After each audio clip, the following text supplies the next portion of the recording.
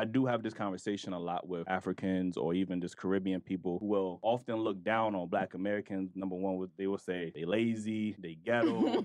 I've heard African parents tell their kids not to date African American men, not to marry them, things of that nature. What are some negative stereotypes y'all heard about Black Americans from your parents, from your friends? You literally said it all. Yeah. That's it? Yeah, 100%. Right. Like my mom would tell me not to marry an African American. Right. She says it all the time. Even when I hear like African parents say that, it very much sounds like the same rhetoric that a white person would tell their kids. Like, you know what I'm saying? Like, don't marry that Black guy. Like, he's ratchet, they ghetto. It's crazy to hear other Black people have that type of rhetoric towards each other. I do have this conversation a lot. I saw a clip the other day, some first-generation Africans living here in America.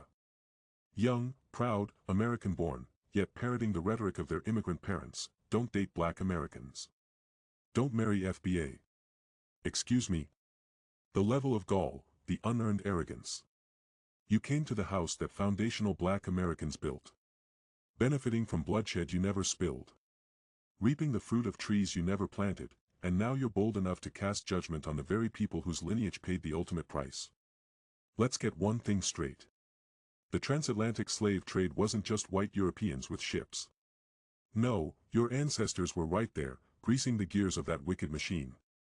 Negotiating the price of human flesh like livestock.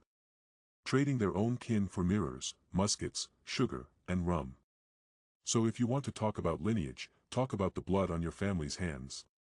From the shores of Ghana to the ports of Lagos, from the hills of Virginia to the sugar fields of Brazil and the Caribbean, that deal you struck with colonizers echoes through time.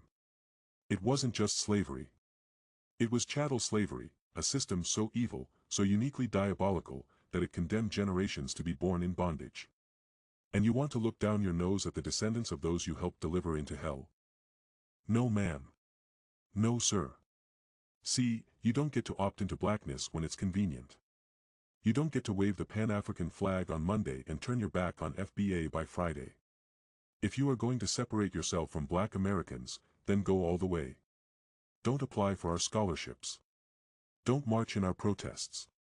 Don't reap the benefits of our sacrifices. Stand on your own, and see how far you get.